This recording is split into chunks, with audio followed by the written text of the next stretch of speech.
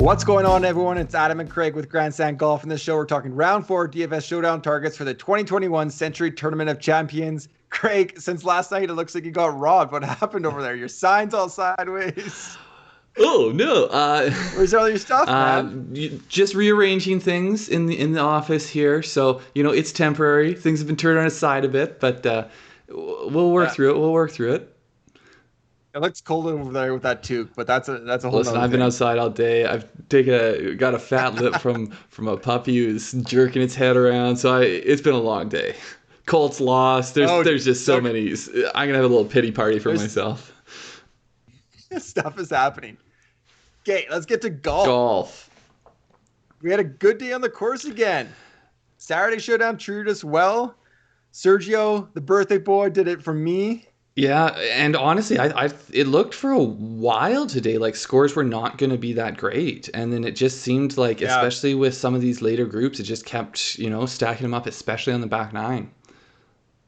Yeah, absolutely. So where we have it right now, Harris English, Ryan Palmer tied for first at 21 under. We got Mark Hall right on their heels at 20 under, and Daniel Berger at 18 with another group at 17 under.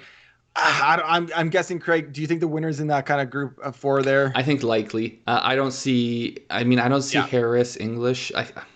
Palmer, I really like his game. I really like where he's at, but he's a little bit more volatile. I think he's got a good chance to win this. Yes. Harris English, I feel like he's going to go under par tomorrow, and he's going to, his floor is about a -3 or 4, it feels like. So I just have a hard time seeing people charge from that far back.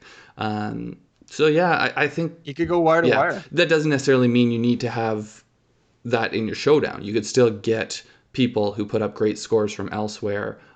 We do have the finishing points tomorrow, but finishing points tomorrow. But I did want to point out, if you went and stacked those 4 guys, you still have over 7K remaining for the other 2. I think if you want to be different in GPPs, you have to stay away, like maybe 1 or 2 of that group, 2 or 3.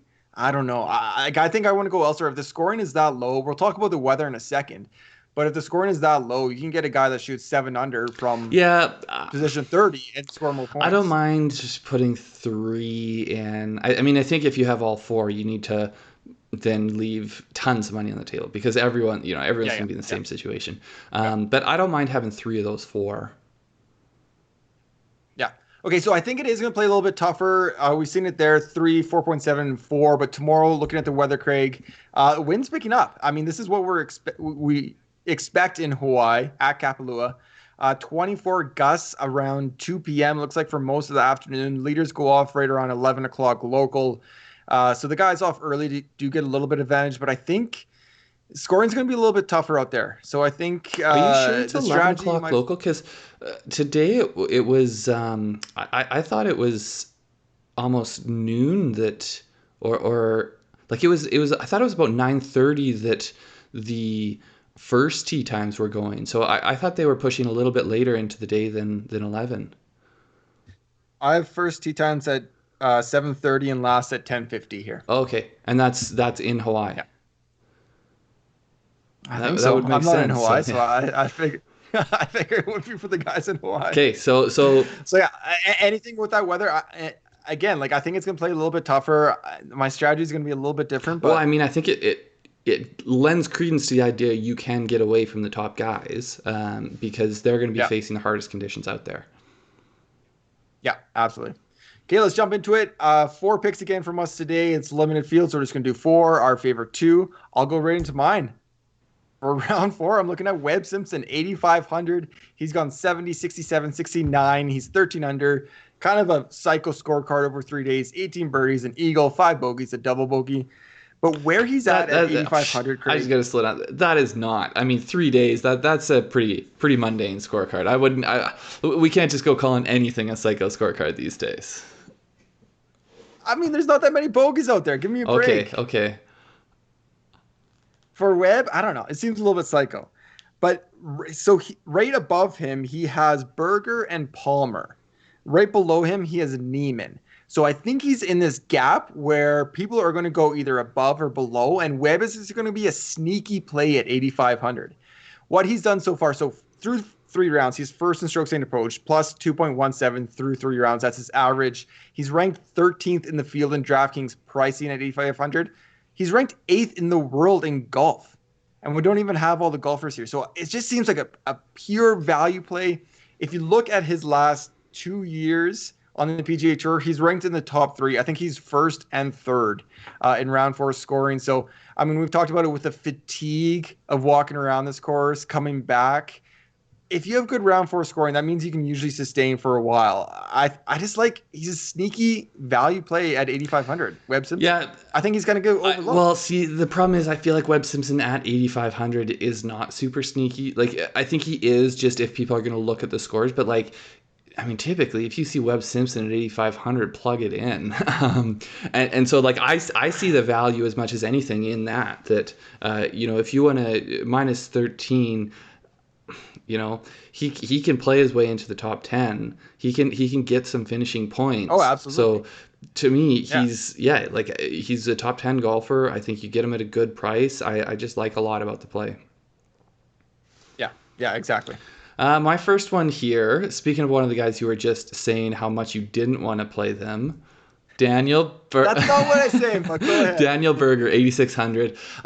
He is going to jump out a little bit because of where he is. He's fourth in the tournament. He's at minus 18. He's gone 69, 65, 67.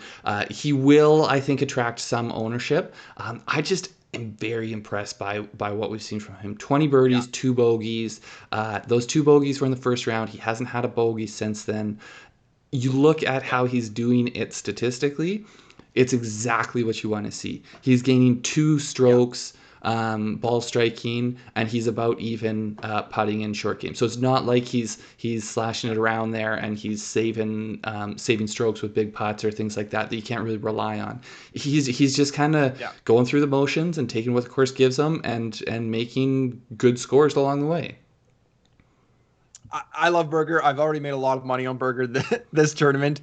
He did well for me today, except for he pulled a brutal putt on 16 that would have had a birdie streak, but he still won bogey free, as you mentioned.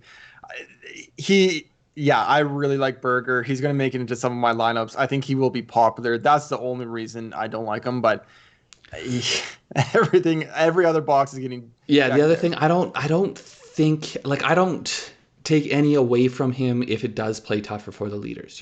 I think that his game is so balanced and well-rounded that he's going to be able to go out there in tough conditions and still play well. Absolutely. 100% agree with that. Okay, my second pick, who I'm looking at for Sunday's final round, Marc Leishman at 7,000. So at 7,000, he is right below Cam Smith, Billy Horschel, Sergio Garcia, and Cameron Champ. I think 4 guys that are going to be pretty popular. Maybe that could make Marc Leishman a little bit sneakier for play, especially if you leave salary on the board, if those other people are reaching out. But what he's done so far is 69, 69, 71. He's 10 under. Pretty boring, really. He's 13 birdies, 3 bogeys. Through 3 rounds, he's 10th in strokes gained approach, 13th in strokes gained tee to green. And looking at his history here, a guy I definitely love in the wind. I like to lean on these veterans in round 4, especially in tougher conditions. 7 of his last 11 rounds at Kapalua have been 69 or better. And that's for a par 73. If he can go out and get 69 tomorrow at 7,000, I really like him in my lineups. Yeah, I think, Leish, I think there's a bit of volatility there. I think ownership, I think he's a great contrarian play. I think that ownership will not be as heavy on him as it will be on some of the guys around there. But he's still a name though. He's a recognizable name. I feel like his play over the last, maybe 6 months keeps his ownership low, but it also causes me some hesitancy, which is exactly why his ownership, it does for me too. Absolutely. It's exactly why his ownership will be low. So it's one where I think if GPPs here, I'm playing Sergio Garcia. For sure. So it's one where I don't think you it's not a safe play, but it's a very high upside play if he does do well. Yeah, exactly. So my last one here, Cameron Smith.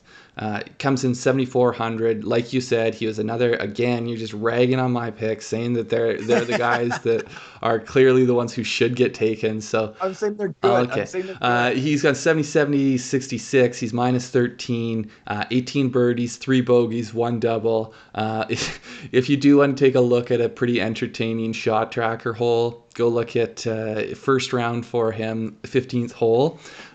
It's a par 5 there, and he actually his putt. I mean, he made a double.